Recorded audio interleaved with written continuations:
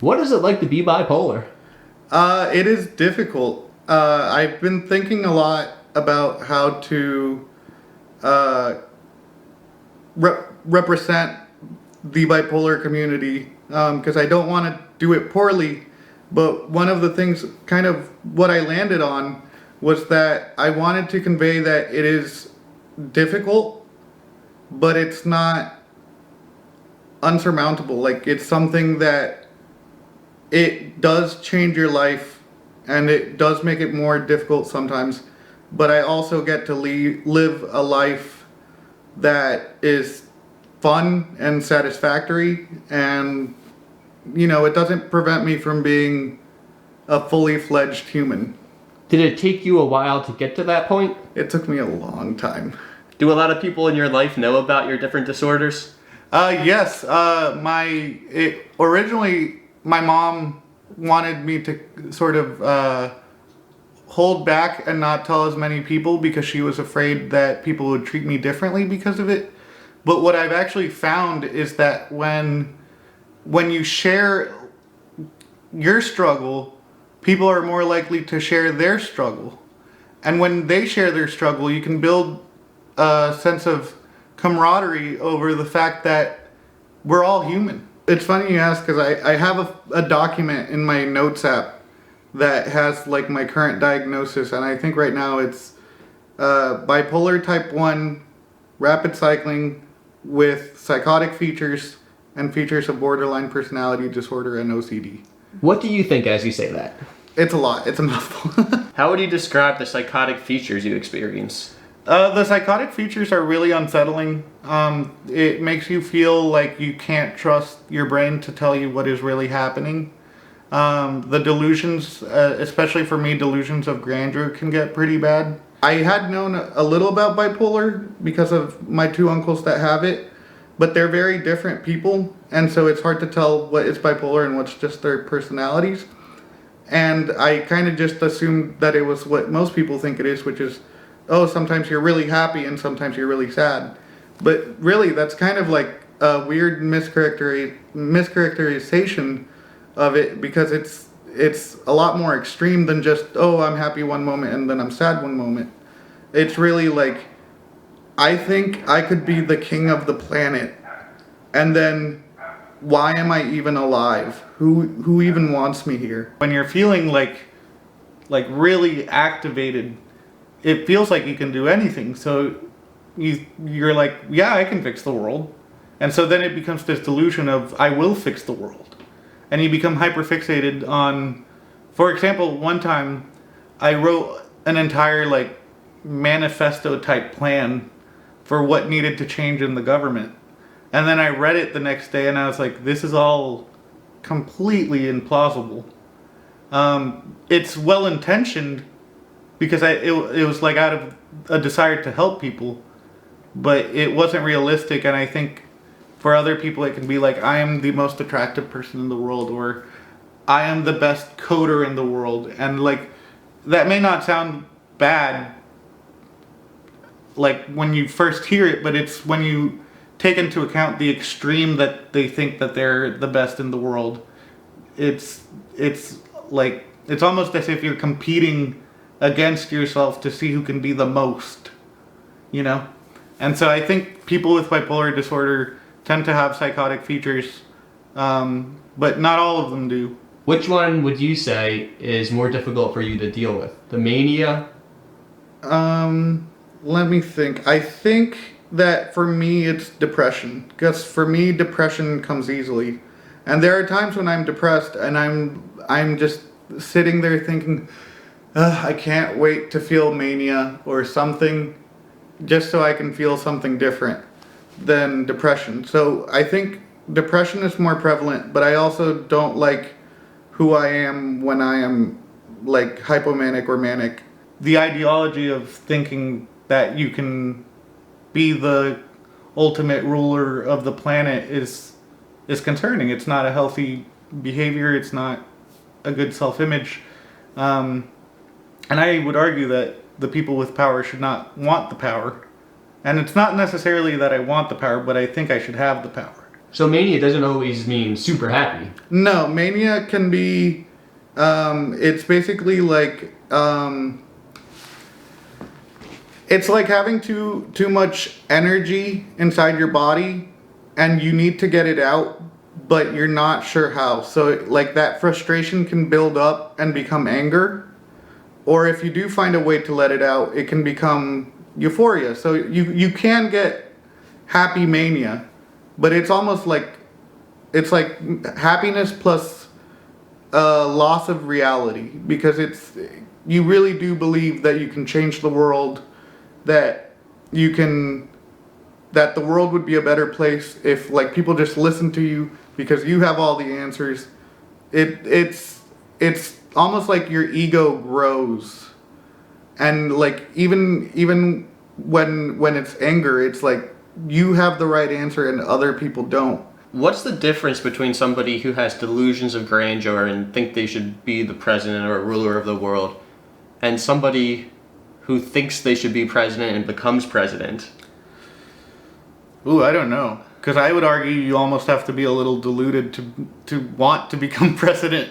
But it's a very fair point. yeah, I think it's a little intense to know that you want to be a leader. So in terms of like what separates someone with delusions of grandeur thinking that they're going to be president and someone that actually runs for president is that I think it just comes down to resources of being able to do it. It's almost it's to a point where you have to learn like to recognize when you're being unrealistically like ego inflated and bringing it back down, because otherwise you might hurt people around you, not necessarily physically, because like I don't think there's any capacity for violence inside of me, but the idea of snapping out at my fiance, for example, or being rude to my mom because she suggested something that I didn't like, it becomes very painful when you do dip from mania back into depression, and then suddenly you're like, I can't believe I did that to them. I think something that I've noticed a lot in the bipolar community is that the worst part of mania is after the mania, when you have to deal with all the mistakes you made in your mania. Because I know some other people can get really impulsive and they'll gamble, or they'll be more promiscuous than they normally are, and then suddenly they have a bunch of consequences afterwards, and usually, considering that depression follows mania, you deal with that when you're at your lowest. So if it might not have been as bad if you went from mania to like regular, where you were like more able to deal with the consequences of your actions, but no, you have to deal with them when you're depressed and when you can barely get out of bed. How does this feel? Is talking about this and doing this interview what you expected it to be? It's funny because I was very nervous that I would misrepresent people with bipolar. Because it's so different for everybody. Yeah, because it's so different for everybody. Like, yeah, there are things that like tie us down to like the bipolar diagnosis, but in terms of like how it manifests itself, it's like a wide array of different traits and what are some things you experience that you don't hear other people with bipolar disorder express a lot? Let's see. I think the fact that it's not just euphoria. It's not, the mania is not just happiness. The mania is a lot about agitation and like the being overactivated in a way that if you don't find a way to channel it can become very frustrating and very like angering.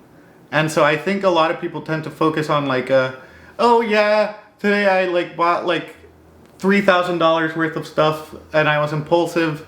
And like, yeah, I have felt that. Like I pierced my ear, and I don't know if you can see it, but my hair's a little red. I couldn't see it till you mentioned it, but I do see a little bit of red now. Yeah, I dyed my hair red with my friend on an impulse, and I did like a bunch of other things that were super unhealthy. And like there has been times like that where So when you're doing stuff like that, do you know you're engaging in impulsive behavior? Well, the thing is, I'm just naturally impulsive. So when I am like potentially manic or hypomanic impulsive, it's just like turning my own impulsivity up to like an even bigger scale. Like I was spending money I didn't have to get my ear pierced, and like I knew that I had things that I had to do with that like would make it difficult with having red hair. So like it like sometimes you're like, yeah, that's not normal. Something is probably up. I might be manic, but usually it comes down to like I have like a manic episode, and then like 2 or 3 weeks later, Nicole is like, yeah, you were really like different for a while, and I think something was happening then. And so then we'll go to the doctor and we'll describe what happened, and he'll be like, oh yeah, that was definitely a manic episode. And we'll be like, oh, good to know. Like, it's already passed, but I'm glad nothing bad, like too bad happened. How would you describe the anger you feel during your periods of mania?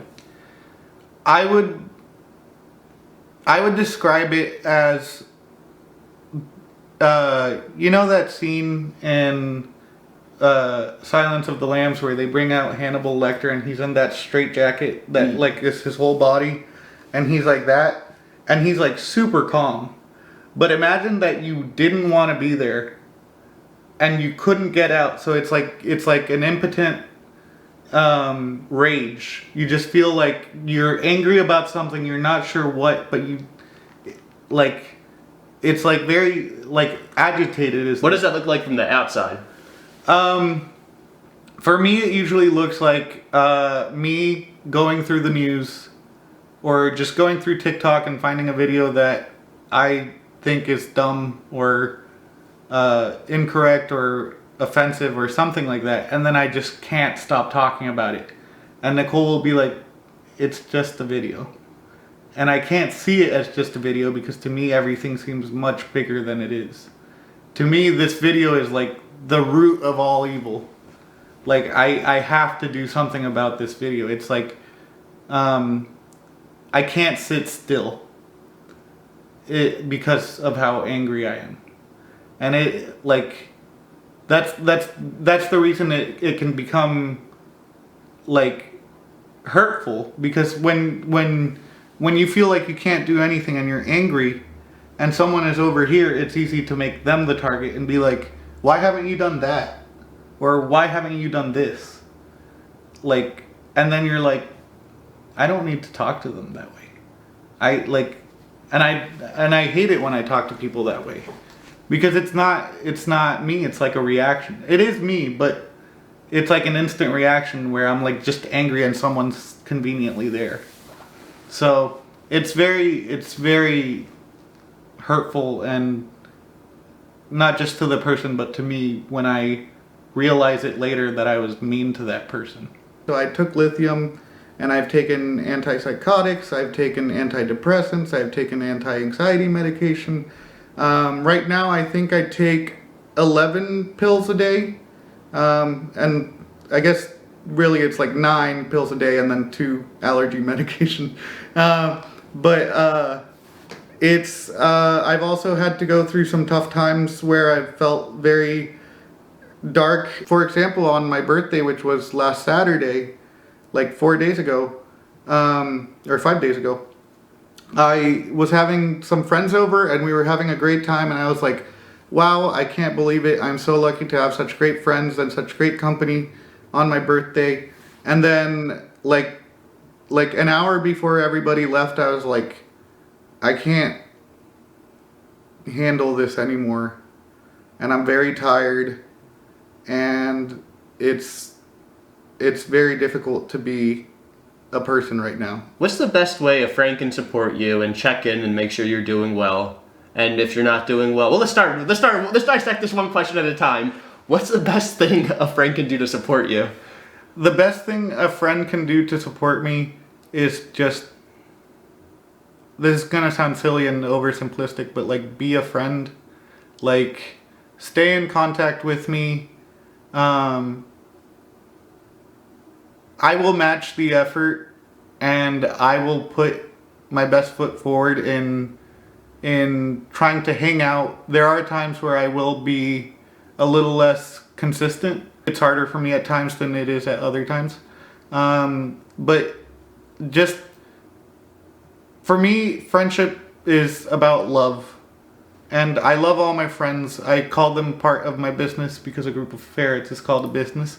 So when I bring someone into my business, I would do anything for them. It becomes my responsibility and my mission to do everything I can to make my friends happy. When somebody finishes this video, what do you hope they remember from it? I hope they remember that people with bipolar are not dangerous. I hope they remember that if you are bipolar, stability is achievable. It's not necessarily like a death sentence. You won't you will have it for life, but you will eventually reach a state where you will be able to manage your symptoms and life will be relatively typical. You'll be able to hold down a job or get married or have children. And you don't have to give up your goals and aspirations because you are bipolar. It can be a disability, and if it causes you enough trouble that you can't do those things, that doesn't mean that that's the only life that's worth living. So not only can you get your symptoms under control, but life can happen regardless of how you play a role in it, and eventually it can be a positive thing. It can make you unique in a certain way. It doesn't have to define you necessarily, but it's better to accept it as a part of your life so that you can start your road to getting better.